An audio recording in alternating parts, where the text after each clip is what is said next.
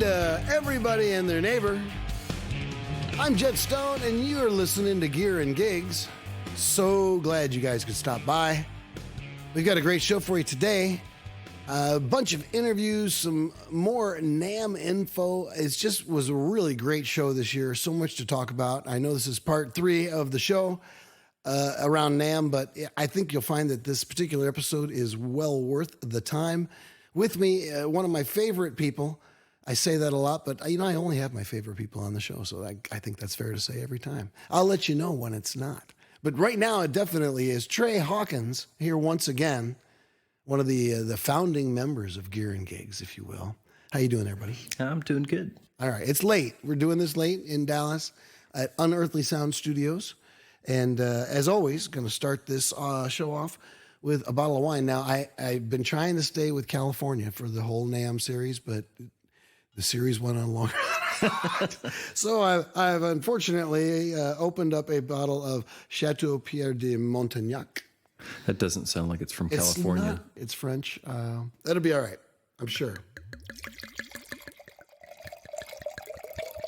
All right. I've already warned Trey that my comedy is off for the day, so he's in charge of comedy.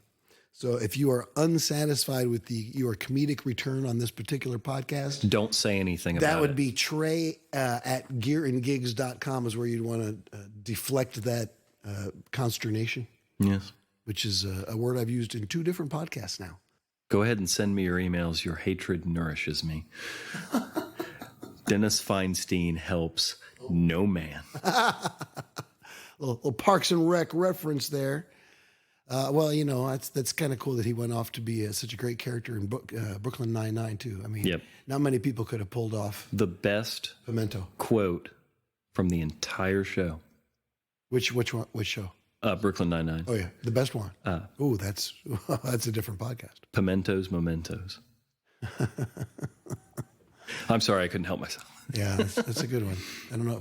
The best quote from Brooklyn Nine-Nine, without a doubt, is the episode where they get the mumps and Balthazar. Well, that's good.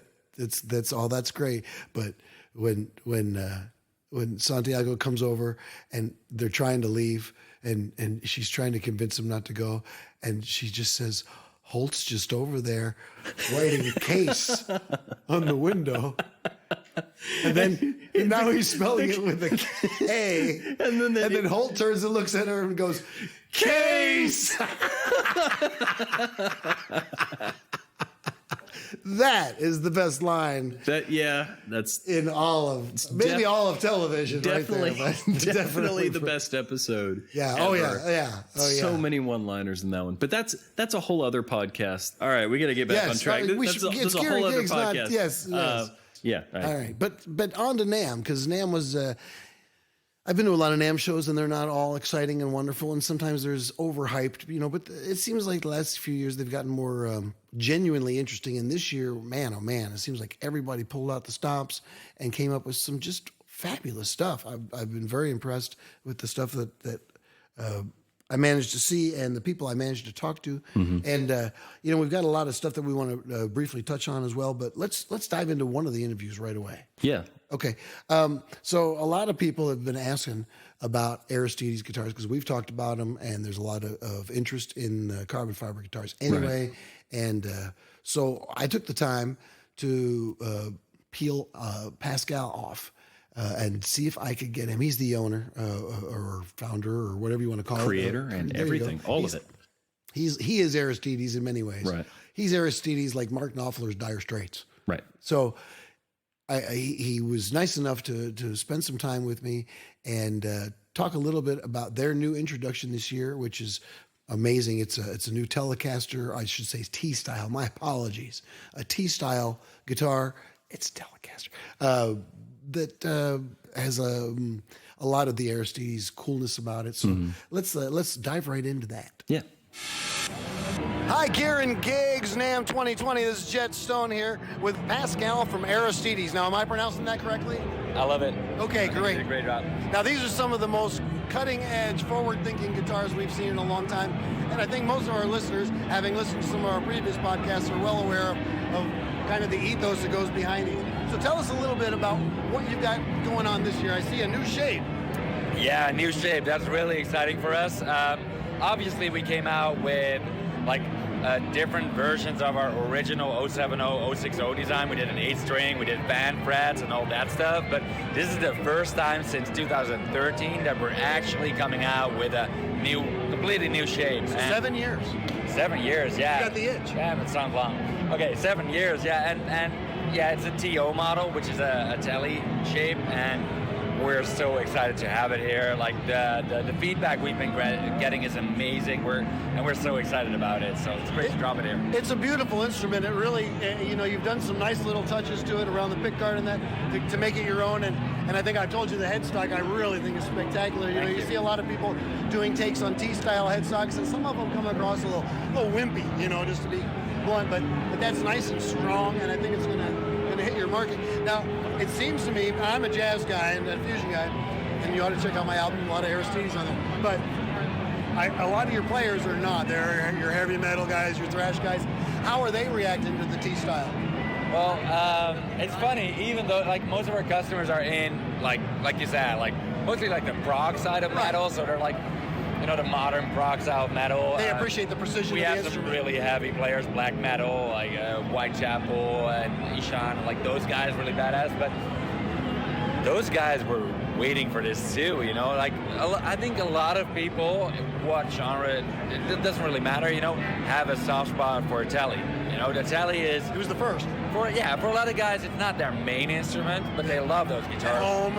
Exactly, just to have one specific sound, and for them to get a telly with our, playability and the features that fit in our Aristides and make it our Aristides and our Aristides is a dream come true. And we saw that when we opened a couple pre-order slots, they were gone within like minutes, because our customers have been waiting for a new shape for 7 years. So, that's a big thing too. And it's just something even the metal guys would love to have, like a classic style telly, and we can make it a machine as well. We can make it into a metal machine with 2 humbuckers and an Evertune bridge. I was going to ask about bridge style. So is this the first time you've offered Evertune, or were they available on the other ones? Yeah, we've done a couple 060s with an Evertune for artists. We've got Mark from Nothing More, who's one of our artists who's been touring with an Evertune 060 for 4 years. The only problem is that it sticks out in the back. Mark was okay with that for touring. It didn't really matter, it's just like his beat up guitar, but we didn't like that for a production option, to have a bridge that sticks out in the back, that's not cool. And we haven't really figured out a solution to make it work yet with Evertune, so hopefully we can do that one day. But in the telly, we have enough space to work it into the back nicely. It looks great, and it fits great, so we're thrilled to finally be able to offer an Evertune. Well, it's nice for Evertune users who typically have to saddle kind of a heavy guitar on their shoulder to be able to have a lighter guitar choice. And the thing is already so stable, it hardly goes out of tune anyway. You throw an Evertune on an Aristides, you may never need to do that guitar for the rest of your life. Exactly, yeah. So, what kind of pickup configurations are available in this? I'm assuming a standard telly configuration is available. Yeah, that's the standard thing. We can do double humbucker. We can do everything. Like we can do triple, 3 singles, HSH, whatever people want, how crazy they want to get. You can get it with the pickguard. You can get it without the pickguard. We're offering different control layouts. Classic telly style with a plate, or just go like on an 060. With a 5-way switch and the volume tone. Bridges, we offer the Evertune. We offer the classic telly style from Hipshot with 3 or 6 saddles. Okay. We offer Floyd Rose? Floyd Rose, fixed bridge, Hipshot, US Contour trem. This is our most customizable model. Slant frets? No. Not yet. Not yet. I'm not sure if we do that. I understand it doesn't fit the telly thing. I get that. It's so specific that we think the telly should be a telly, so we went with 22 frets, not 24. Oh, okay. We get a lot of questions about a 7-string model. Maybe one day we'll look into that, but for now, it's I've walked around this whole show. I don't think I've seen a single 7-string telly. No, but for some reason, people ask about that online. It's always like a question how many people would actually get it. Right, it's easy to ask. It costs nothing to ask. Exactly. So we see that a lot. So what about guys that are into like P90s? You offer P90s or soap bar kind of configuration? Soap bars is something we usually don't do. We're doing one. I'm going to ask about Filtertrons next. Sorry? I'm going to ask about Filtertrons next. Yeah, no, it's like... Because the Filtertron and Tele combo is such a popular thing these days with the Carbonitas and that kind of stuff. I just wondered if you had any thought in that direction. Yeah, we haven't really thought of it. Like, we usually when we do P90s, we do hamburger-sized P90s. Okay. Like Bernacle offers a ton of those, and I think there's some other companies offering those. And there's some versions of Filtertron made by other people that are humbucker sized, so they can always do that. You know, so we're usually into that. We haven't done any guitars with P90s yet. We usually go with hamburger sized P90s. We're doing an 8-string with a soap bar now for a customer on a very specific request, but it's a big piece of soap. Yeah, it's a big piece of soap. Yeah, definitely. Yeah. No, so yeah. But, wow. Well, it's a beautiful instrument. You guys have got to be thrilled. Are they in production now, or are they just gearing up? We're making them right now. We have a lot of orders for them already, so we're trying to fill those. Wow. And yeah, we're like I said, we're thrilled. We're just really excited for this model to drop into the hands of people. Do you have any feel for how much of a percentage it's going to be of your business? I don't know. We you must have projections, right? What do you think? Yeah, we have an idea. I think our main thing will still be our 060, 070 line and the fan press stuff we have in that, because that's what most people know us for. But I have a feeling that the Tele is going to be sneakily very popular because it's so customizable. It's something like that is way easier for more traditional. If you're a traditional, guitars are very conservative. Yeah. Like, we don't expect people who want a vintage Fender to drum ship and go Aristides, because those are not our customers. But we have some customers who maybe were into the Parker Flies in the past, and the 060 design is just not for them, and I can understand that. Right. It's a specific design. You need to get used to it. I think the Tele is way more friendly. It's a friendly shape anyway. Yeah. It's more, you can make it pretty traditional looking, so you can get the Aristides technology without having to be like scare yourself completely. Scare yourself, because I can see how a lot of our customers are pretty young. You know, with a young crowd, and the 060 shape is a fast design. I can imagine that when you're like someone who plays blues or jazz and stuff, you're like, it sounds great, but it'll look a little out of place. And with the Tele, you can have, I think, the best of both worlds with the classic look. Well, I think one of the side effects I think you'll probably experience is because you have a higher end guitar, and a lot of young people can't afford the higher end guitars, and the older people can. The older people appreciate the Tele shape. I think you're going to see a whole new crowd of people, you know, that can really afford the guitars and suddenly kind of get enthused about this whole new, you know, material, Arium. I mean, you know, everybody should be talking about it. Yeah, you know, it's a thing that what I kind of had in mind with this guitar is, like, we have a lot of, like you said, younger guys who play these, and their uncles and their dads who also play guitar see those guitars and they love them, but it's not for them. And now we have something for dad too, you know. And we already got orders from like father-son orders, where the son ordered a Tele with like Schaller Hannes bridge and 2 humbuckers and crazy chameleon finish, and his dad ordered a classic Seafoam Tele style with Tele pickups. And that's nice that they can bridge that generation with their instruments. Exactly. So you get like that crossover, and I love that about this too. Yeah, that is really cool. Well, it's an elegant looking instrument. You know, there's a million Teles in this room that I'm standing in, maybe literally, but that's one of the more elegant ones I've seen. I played it. It plays like an Aristides. It plays spectacular. Thank you. You cannot get better action than you can on your guitars, I don't think, in the world. I appreciate it. I've tried. It's not for lack of trying, but they're just, you know, the neck is about as perfect as you can get. I'm going to make two suggestions as a major Aristides lover, okay? You don't have to take them, but I hope that you do. One is 4-string bass. 4-string bass, I want one so bad. Would you mind if it's fan fret though? I'd mind if it was fretless. Interesting. Yeah. No, we have plans for a 4-string and a 5-string fan fret bass. This is breaking news, Gears and Gigs. Breaking news right now. This is in the style of the 060S and 070S. You know, we expect, it depends on some stuff, but we hope to do them. We're going to do something else first, but after that, we're going to do that. So hopefully somewhere spring next year, you know, like maybe summer NAMM. Okay. 2021, we hope to have some bases. All right, so when I meet you here next year, you'll have more information on that. I expect to have more information. Okay, because I'm not going to promise a prototype, but I'm anxious though. 4-string, you know. Yeah, we hope to have it. The other thing I'm going to suggest is a personal thing for me, but it's kind of a trend that I've seen going around the industry. a lot of the higher end guitars are really rounding off those fretboard edges, and yours are not. Nope. Is it something you've considered doing? Or is there a reason you don't do it, or is it just part of the production process? It's part of our production process that we don't do it. It's just something we don't have a lot of customers asking for it. It's because they're scared. Yeah, they're really scared of me. I'm really scared. You're very intimidating. I'm very intimidating. Yeah. I know. But it's something, if you want that, you just tell us. Oh, you can spec that out? Oh, see, that's nice. I didn't know that. It's like a thing. If you, most things, if you ask us very nicely, we'll do it for you. Can I have a free instrument? No. I asked really nice. Whoa! Now, listeners, you just heard that. I'm not judging, but I'm just saying. But I got to tell you, I'm really thrilled with my Aristides. All the guys that have come into the studio and recorded with him have walked away going, "Holy cow, that was amazing! That was the pure." Either they say it was the purest tone they've heard, it was the easiest to play, or it sustained like an alien being. Wow! Because they just sustain. It's like you feel like the note should die off, and this like second wave of tone keeps coming in.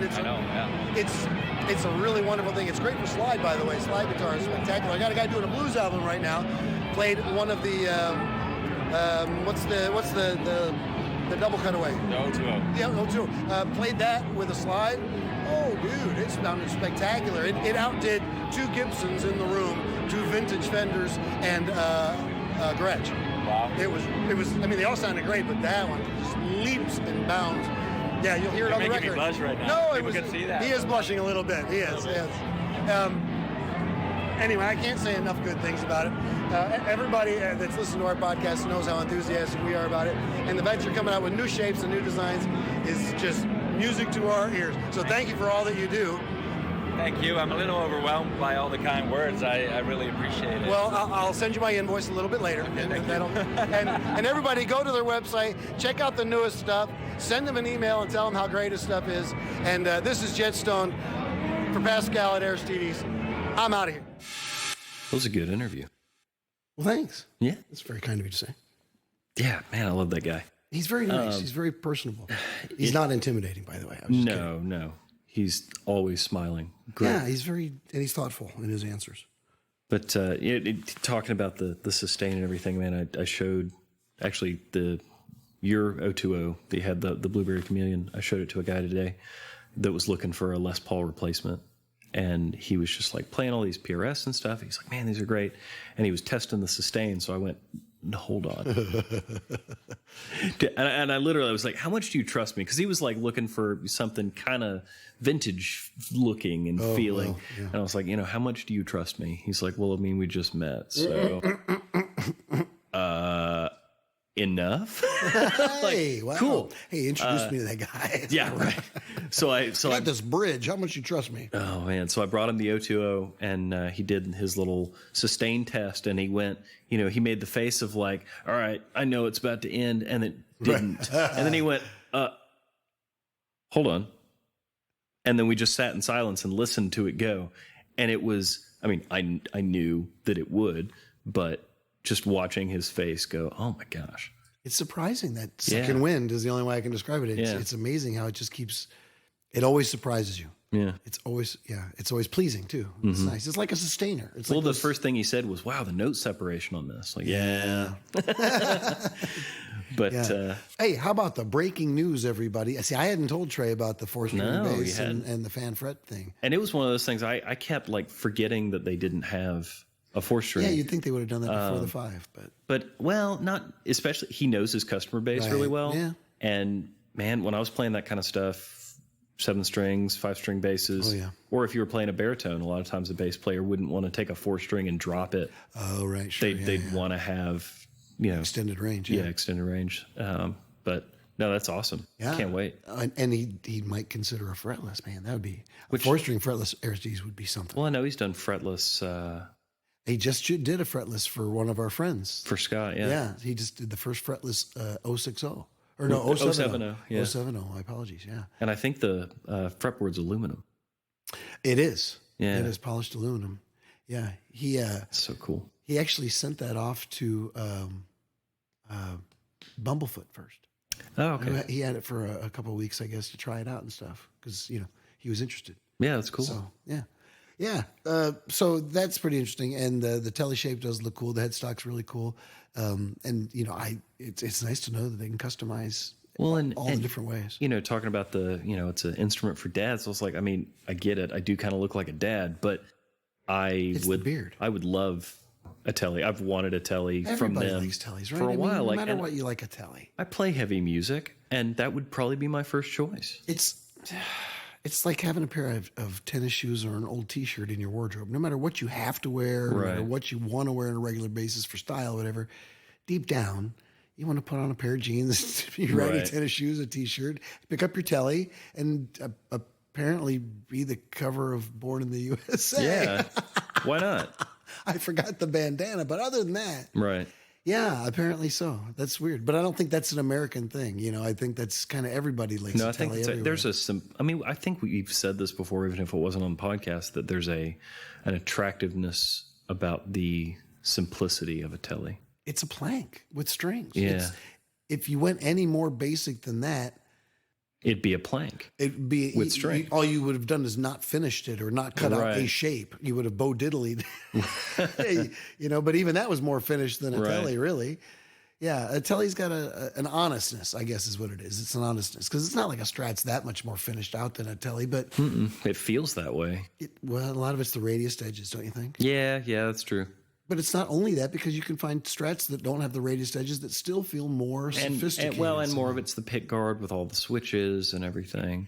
Yeah. I don't know. This was we put the pickups in. Telly looks like it was designed in a barn. And we need the pick guard. You know, it was designed on the farm. We'll throw a metal plate on this for this section because we don't want to bend a piece of plastic around like that. Right. Or there'd be too much stress on it. Right. Yeah.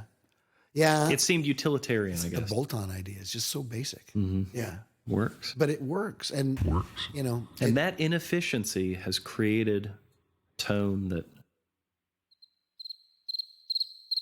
is music. I was waiting for a tone that is dun, dun, dun. That is everything. You know what I mean? Well, yeah. So, okay. So let me ask you this. This is, we're going to have I got to think of the right name for this so I can call up the right music. Yeah. This is going to be a...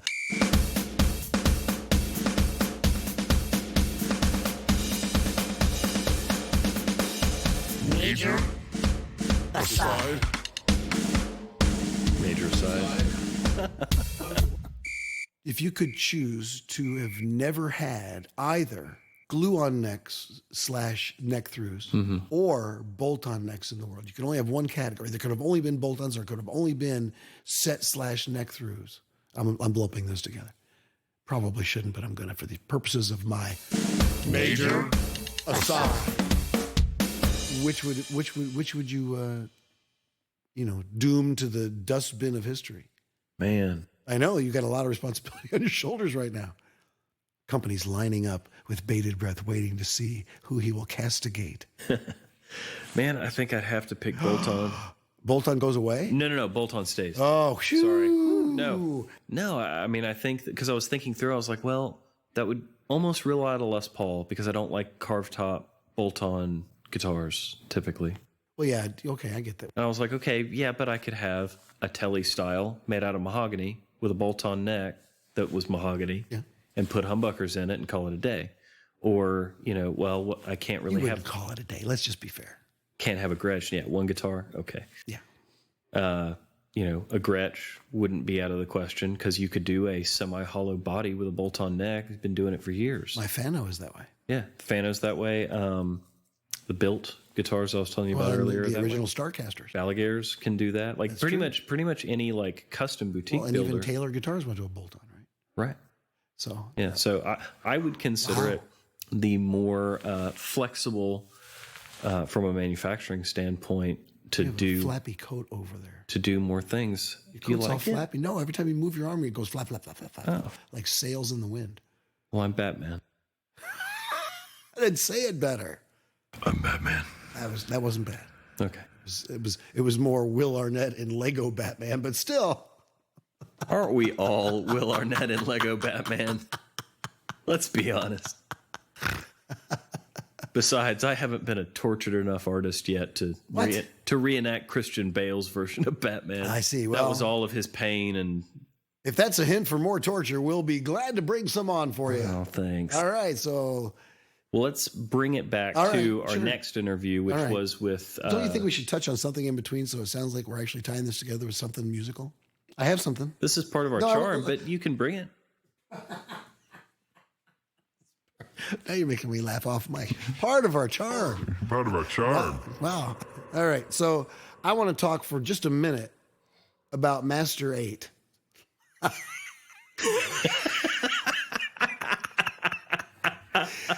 You know, I heard it after I said it.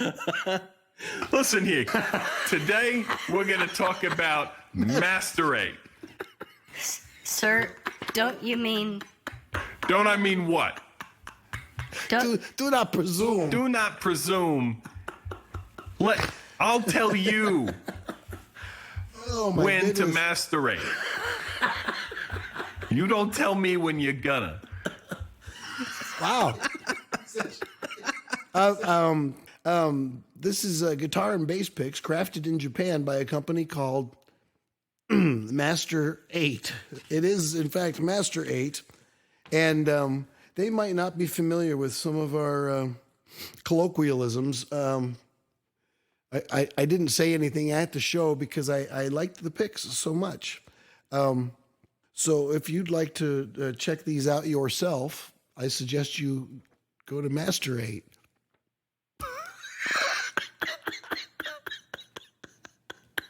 Make sure you spell it right, or that Google search will be real weird. You could really end up with something awkward. It's www.master8, the number 8, master8japan.jp. Yes. So anyway, I let Trey check these picks out. They are nifty. They are, aren't they? They have some amazing materials, and they've got kind of like some of them got kind of like a rubberized grip thing. I don't know what that's. It kind of reminded me of the Dunlop, not the Prime Tones, the Dunlop Flow picks that I like, but with like a more present texture.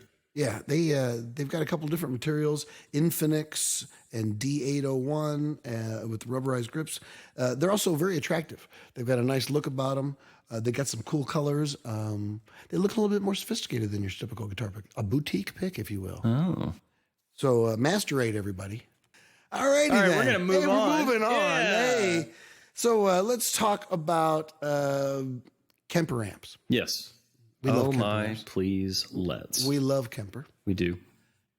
We both use our Kempers daily. I do pretty much every day in the studio. Somebody's pumping something through the Kemper, and man, I tell you, we've had good luck with acoustic. We've had good luck with bass. Well, it's gotten to the point where you.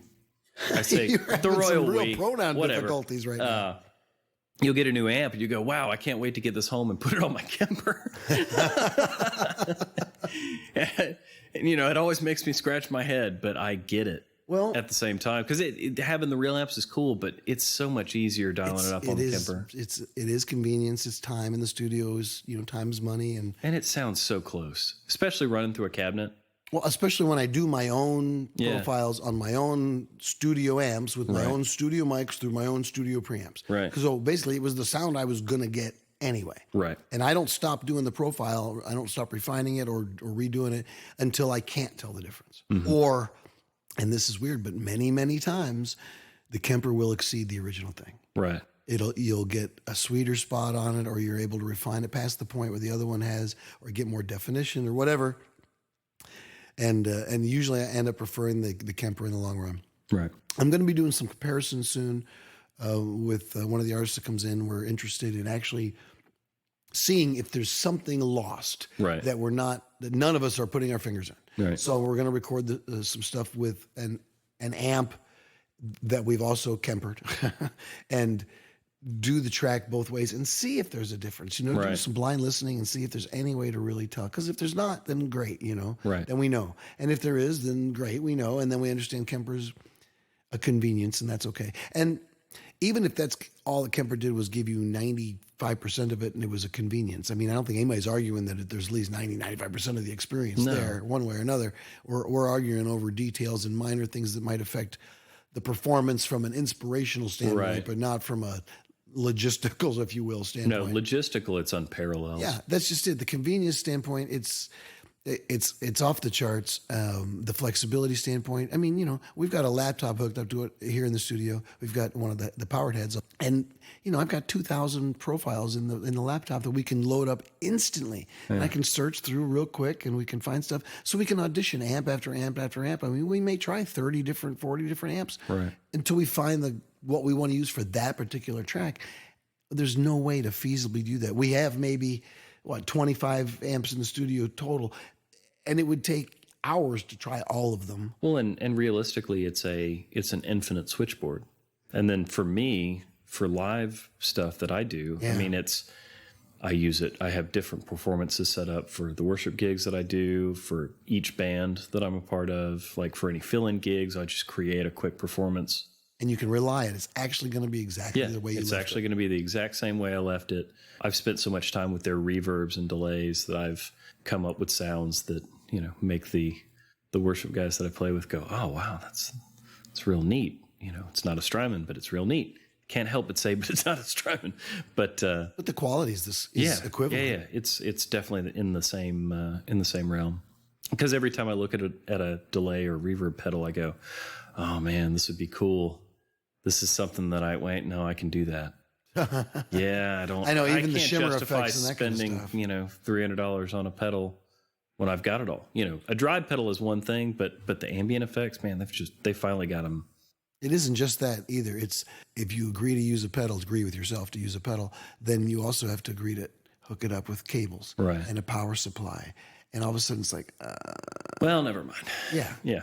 Because that more to go wrong, more to mess with. And there's something in today's world that things have gotten so easy to deal with mentally in chunks that as soon as you have an add-on, it's undesirable. Right. I want it neat and clean in chunks. The only thing I have on my physical pedal board right now that I use for church is a expression pedal with the foot controller. The floorboard. The floorboard. Yeah. And the foot controller is or the expression pedal is a volume.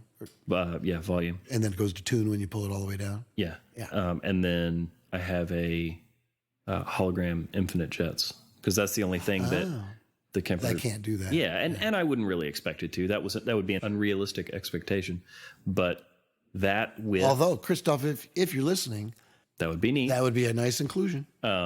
Like having that in front of my signal chain, especially when I'm doing big pad like ambient stuff. Great pedal though. It's a great pedal. Gosh, yeah. Kick that on and the room is filled. First time I heard that pedal, I'm like, oh my Lord, this is. In fact, I think I told you about it the first time I heard it. I was like, oh my God, dude. Yeah. And then I watched the demo of the knobs. Oh yeah. And it was. That's a great channel. I love that channel. But I just put it on because I think it was like 10 minutes of demo of the pedal, and I just left it on because it was pleasant to listen to. So I had to have one. But that's the first time I bought a guitar pedal in 4 years. Wow, said the guy who works in the music store. Yeah. Wow. And you don't even sell those, do you? Kemper is that strong. No, we don't. Well, the Kemper is amazing, and they've come out with the missing thing this year. But I'll let Christoph tell you all about it. See, I haven't told Trey about the stuff that I learned at NAMM. I wanted him to learn with you guys so he could react, like you guys are reacting, but he actually gets to say it. So let's let Christoph tell you a little bit about what's going on this year. Christoph Kemper, everybody. All right, NAMM 2020, everybody. This is Jet, and I am here with the man, the myth, the legend himself. Hey, hi, it's Christoph Kemper. Mr. Nice Kemper. to meet you guys. How are you today? How are you? Like third day of the show, burnt?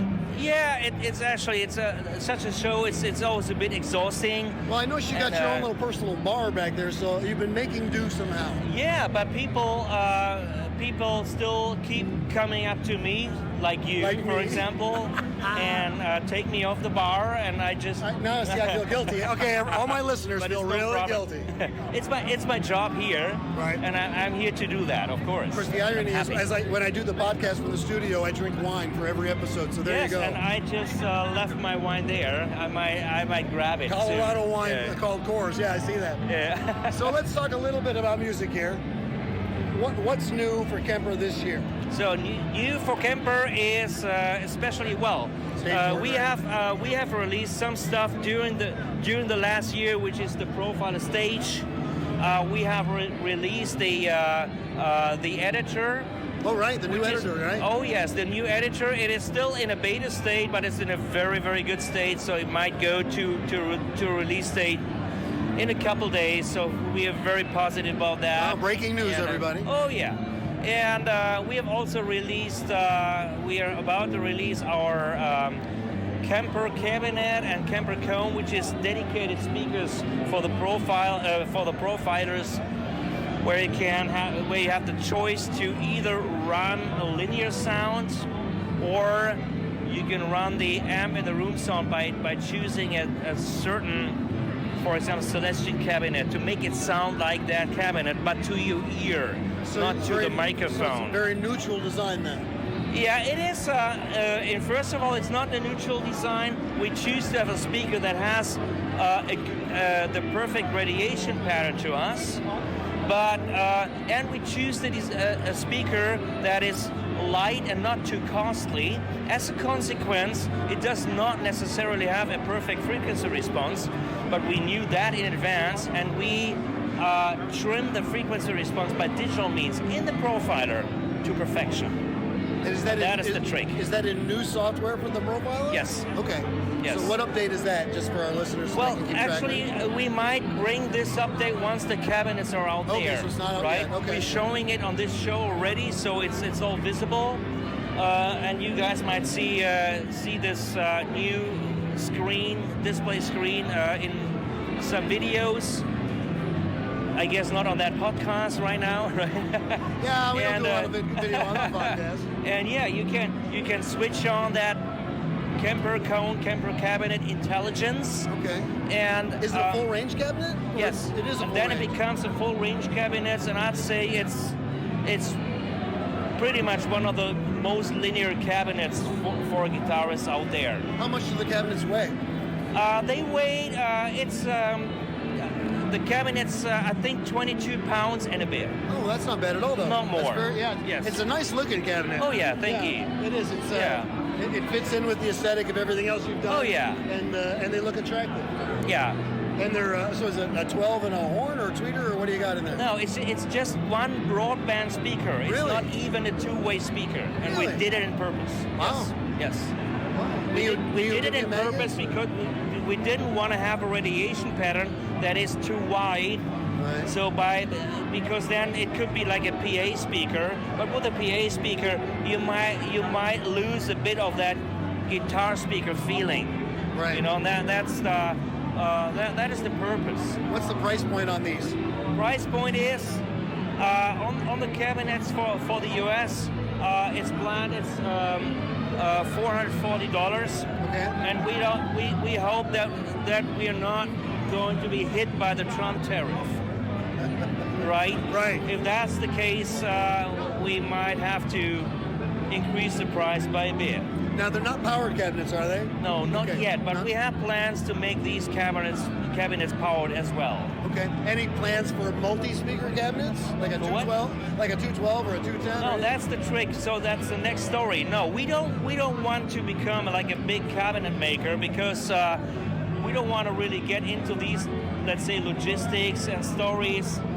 And this is because we do digital amps. And well, as you all know, the first story of digital amps is that you don't really need a cabinet in the first place because it's all digitized. Right. But we have so much fun with cabinets, we still want to do that. Right. So that is the second product now. The speaker that is in the cabinets is called Kemper Cone. And you can buy this speaker as a replacement part and put it in your cabinet. Or you can have somebody make a cabinet for you, for example, a 2x12. Or you take your good old 4x12, change the speakers, and put our speakers into that and have fun. Huh. Right? And Well, that's a good that idea. is the trick. And that is that this was even the main idea behind that, to have those speakers. But then we have decided to have our own cabinets, but just in one shape, which is 1x12. Well, I like the idea that you're coming out with cabinets because it seemed like almost everything was there, you know, and there was a missing Yeah. thing, and I wanted a complete Kemper system, and Yeah. now they can have a complete Kemper. And I think that's great. It's a great look. And I haven't heard them, but I know I can count on the quality because everything else you've done has been spectacular. Yeah, it's pretty good. We had the representative of Celestion here. I think half an hour ago. I played it to him. He was really happy. Well, there you go. That's yeah. quite a coup. Yeah. Well, thanks for taking the time. He was to explain surprised even. Yeah. Well, good. Yeah. 22 pounds, dude. That's great. Oh yeah. Because that makes it a two-handed job to go in and do a gig, and that's spectacular. Yeah. Well, thank you for taking the time to explain to the Gear and Gigs crowd. Thanks Everybody, very much. Chris Kemper. That's awesome. Interesting, huh? Yeah. The replacement speaker idea is fascinating. Hang on, I'm sorry, I need a refill. Hang on. Good wine, by the way, in case anybody's wondering about this particular. What was it again? Oh, it was a Medoc. Medic, M-E-D-O-C. How is that pronounced? It's a 2016 Medoc, Pierre de Montagnac. Anyway, very good. Go on. I mean, I think that was killer. I mean, when he said that they have no plans to do anything else, I was like, oh man. And then he just 1-2 punched with but we're going to let you buy the speakers and put them in your cabinet. I was already like, well, cool. So sign me up for 2. I'll throw them in because I have an orange 212. I was going to say a 212. I think would really be a nice. And that would the end.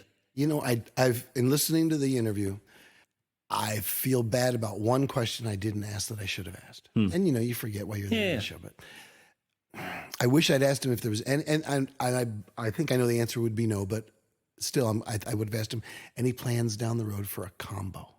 Because wouldn't that be cool?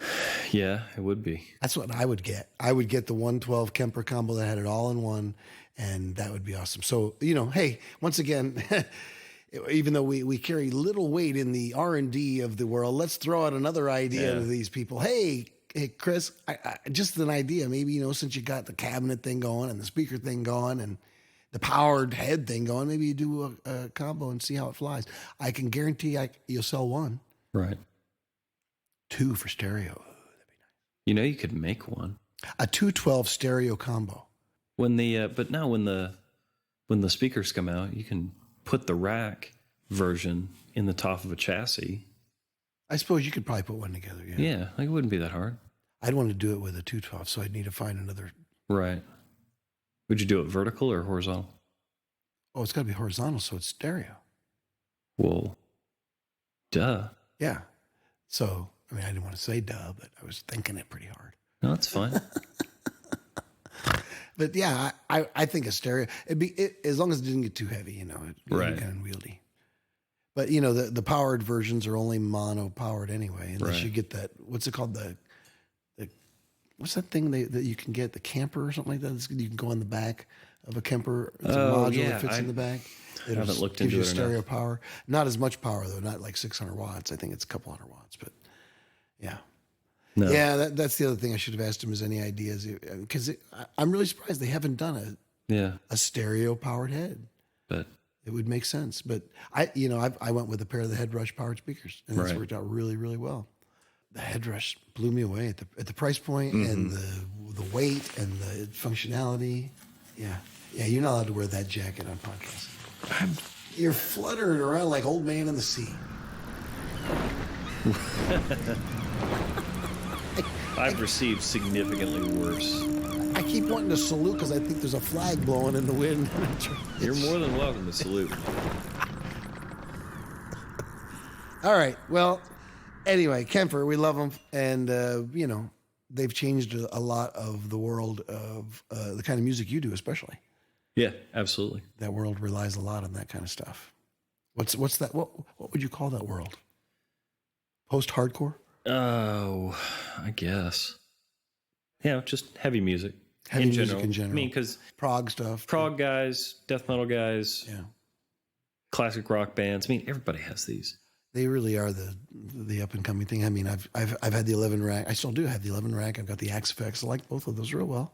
I go way back to other stuff that does similar stuff. But man, oh man, every time I compare the Kemper to the real thing, I walk away going, yeesh, I like that Kemper. I think that they set themselves apart too by allowing for a secondary market, because most of the stuff up until then was everything. All the sounds had to be proprietary. I'm sure there was things here and there, but other than the Axe Effects, which came out around the same time, That's the only digital amp that I know of that you could actually buy more sounds from third parties. Yeah. So yeah, I see what you're saying. Like the Fender had the G deck, but you had to buy they were made by Fender. Right. And the Line 6 stuff, you could get people's presets that they'd created, but they were all based around the sounds that were already there. Yeah. So this was the way to actually, expand the library, really expand the library. Yeah. And actually that's, one of the more satisfying things to do. I mean, for the first 6 or 8 months that I had it, I didn't do any profiles. I just enjoyed the ones that were there and bought other ones like, the Michael Britts. And I would recommend the Top Jimmies. Those are great. The Tone Junkies. Tone Junkies, great. STL Tones. STL Amp Factory is spectacular. And be on the lookout for Unearthly Sounds package. We're going to have a package coming out soon that's going to have, oh my gosh, upwards of 50, 60 amps, I think. Yeah. I don't know the exact number yet, but we are going for the guitar players package, something that you can actually use for a lot of songs and a lot of projects. And where the hardest thing about choosing is going to be, choosing which of the good sounds you want to pick, because there's not going to be any bad ones in there. Right. Yeah.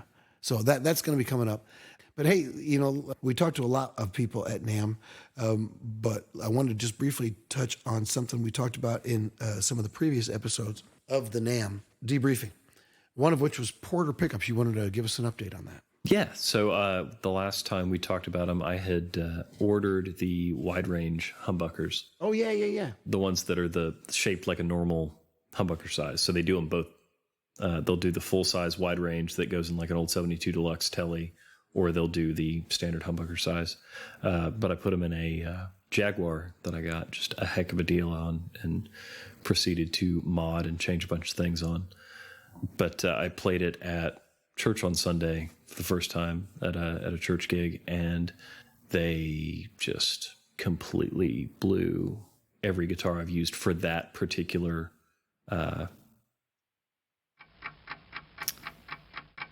gig or wow, considering the name of our podcast, it really shouldn't have taken you that long to come up with the word gig, I'm thinking. Well, actually gig was my secondary word, but we're getting off topic. How can that be off topic? It's the name of our show. Regardless of what I was trying to say. We're not talking about gigs, damn it. I'm trying to talk about this gig. Yeah, we're trying to talk about the gear that I used at the... Oh, man. Right? Backed myself into a corner. No, they were phenomenal. So was it the wide rangeness of them? Is that a thing? The wide rangeness. Wide rangeness. Well, the wide ranges were originally designed to... They were Fender's answer to a humbucker. And answer to a humbucker. But they were designed by Seth Lever. And they were never humbuckery sounding. Well, they almost had a Filtertron thing. They were thin. They were kind of in between a true humbucker and a Filtertron and everything. But bigger sounding than the mini humbuckers, I think. Yes. Well, they're not as focused. The range is wider. It's in the name. It's in the name. Well, they sound. You brought that thing over and we played it, and it was just amazing. It sounded great. Yeah. It looked cool too. And that was through the Fillmore and everything, and yeah, that sounded great. But when I'm playing at home and I'm setting all of my tones and EQs and everything for a new guitar, I'm just playing through a 15-inch Harbinger speaker that 15-inch speaker we've had forever. You play through a 15-inch speaker at home? Yeah. Wow. You're welcome, downstairs neighbors. Why? But I don't turn it up super loud. Lord, 50. What are you, Steve Howe? Yes. Jeez. Okay. But it never sounds super great because Yeah. 15s just do not work for guitar. Yeah. I don't know why. They just. I mean, Steve Howe notwithstanding. Yeah. But he does not go for your traditional sound either. Right. Yeah. But I'm always kind of having to guess, like, okay, this only sounds this level bad, which means on a regular system, it'll sound really good. So it's like the baseball players with weights on your bats. Yeah. Yeah. So I show up to the gig and I'm like, oh my gosh, this sounds great. So much better than what do you got? 2 8s? All right. Hey, let's go. Yeah, it just exceeded all of my expectations. It was big and fat where I needed it to be. You played through the Kemper? Played through the Kemper, direct in. What profile? It was one I just got from a customer actually that he sent me, and I believe it's a Tone Junkies. One is a super reverb and one is a twin that he showed me and just recommended super highly. So I I tried them and I was like, wow, through this 15, they only sound kind of bad. Right. And so I just decided, but they did sound good with those pickups in particular. So I took that and yeah, my standard setup, all the same reverbs and delays and everything, just changed the amps and changed the guitar. And it was crazy different for the better. Huh. I'm sorry, what amp was it again? Super Reverb. Oh man, I'll tell you, the Super Reverb is my new favorite amp. Yeah. Which is stupid since it's been around since Right. I've been here. But every time I go, man, I love that tone. What is that? I do a little research. It's a Super Reverb. I used to think that. Or it's a Vibrolux, which is actually a 15. Typically. Yeah, right. Nice try. I'm just saying. It could be, but for me, over the last 2 years, every time I look into a sound that I like, it comes up Super Reverb. Yeah. Every time I do some research into old albums that I like, thinking I knew what it was, I turn out to be wrong, and it's a Super Reverb. Yeah, there's a punchiness to it.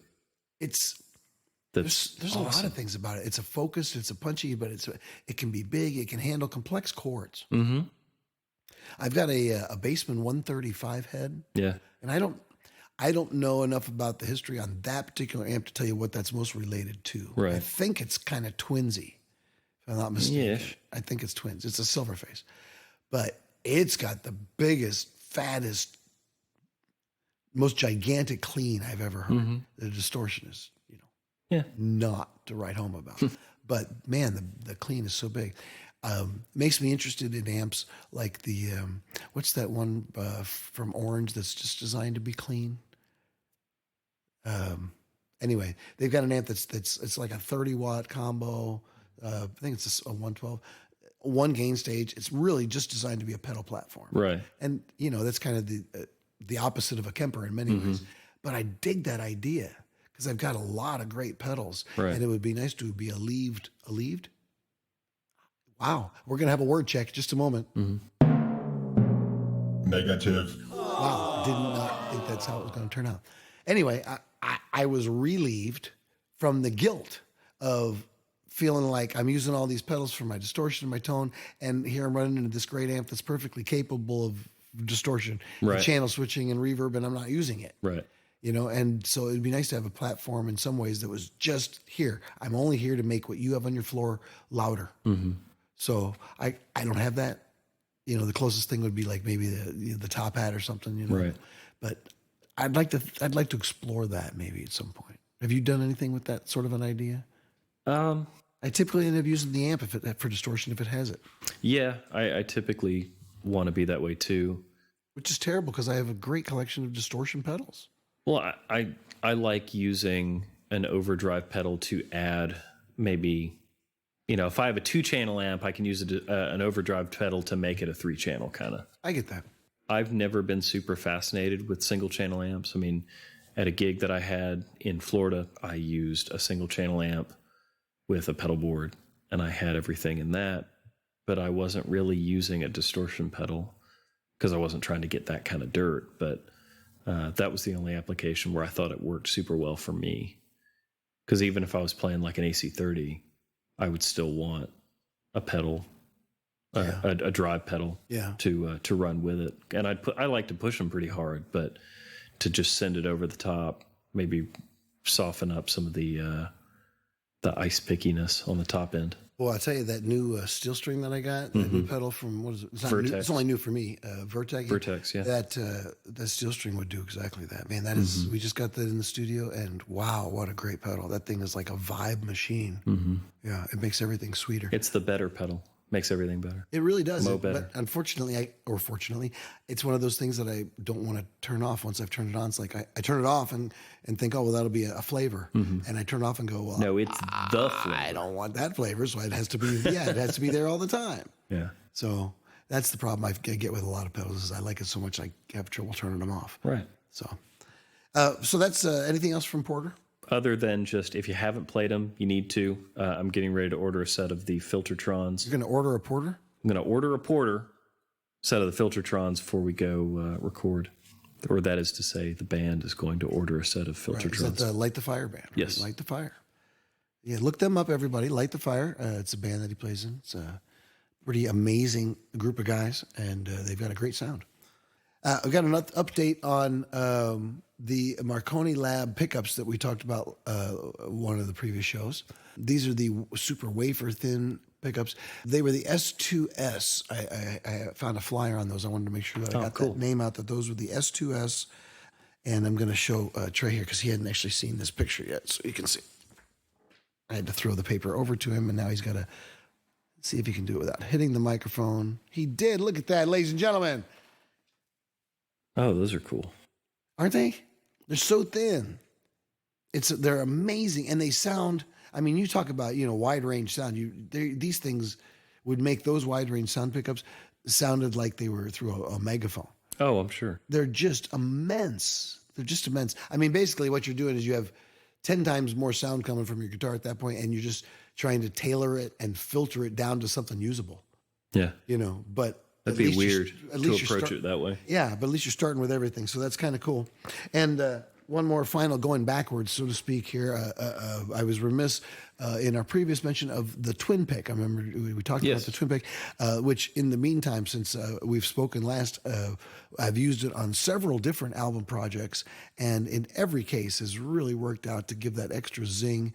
I don't know that I'm hearing two hits so much as a sort of a zing or a click or a sort of a different attack on it, but it definitely adds a sparkle and an interest to the acoustic parts or even the electric parts.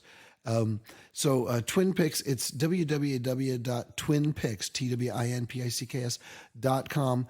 Be sure to check those guys out. They've got something worthwhile for sure. It's kind of weird. We have two picks worth talking about there. So I'm going to go ahead and pile on with my third. I'd like to throw a shout out to Gravity Picks. They are my personal favorite picks. Been using them now for about a year. Got turned on to them from Danish Pete over at Anderton's in the UK. And they've got a whole bunch of new designs, colors, shapes, sizes, and all that. So give Gravity Picks a look-see. They're hand-polished, and once you get used to them, it's hard to go to anything else. So make sure you check those out. I'd like to jump to another interview, if that's okay with you. Yeah, let's do it. I'd like to talk about Deconi Audio. They've got some interesting things that I think would have some bearing on our listeners. So let me play you an interview that I did with, if I'm not mistaken, it was with F. Shrug Mans, their community outreach and social media guy. Okay. If it wasn't, I apologize, but I'm pretty sure that it was. Let me play that for you. Take the lead. Yeah. All right, I'm here at NAMM 2020, and we are at the Deconi booth. Did I pronounce that right, Deconi? That is absolutely perfect. My name is Everett. I'm with Deconi Audio as our social media and community outreach spokesperson. I'm also here with Dylan. Hi, Dylan. How you doing? Hi, I'm the product manager. I design most of the headphones and earpads. Yeah, so what these guys do is headphone accessories, right? That's exactly correct. We do earpads, ear tips, cleaning products, cases, and headphone, all kinds of goodies. I'll tell you, I'm looking at this stuff, and it looks extremely high quality. The leather, it feels spectacular, which you wouldn't think that it necessarily would, but it really does. Yeah. The case is beautiful, and what was the other thing? So with Fostex, we actually did a collaboration with the company. We made the mods. They built it in their factory because they like it so much, and it has all of their quality control and warranty. Oh, and the other thing I was thinking about was the little pads that you do to change. Nuggets. Yes. Yeah, we've got 4-piece nuggets. So, yeah. Wait, you're making me hungry. I know. So the nuggets are just basically universal headband replacement pads. They just stick on with 2-sided tape, and they use our vegan choice leather. So if you just don't like animal products, or in fact just a really soft material, our choice leather is on our nuggets and many of our headphones. So these things look like kind of like little ice cubes made of leather with an adhesive pad on the back, and you stick them on the top band of your headphones inside to help size it for smaller clients, children, women who might not feel comfortable in the bigger headphones. Or people like me who have lost their hair.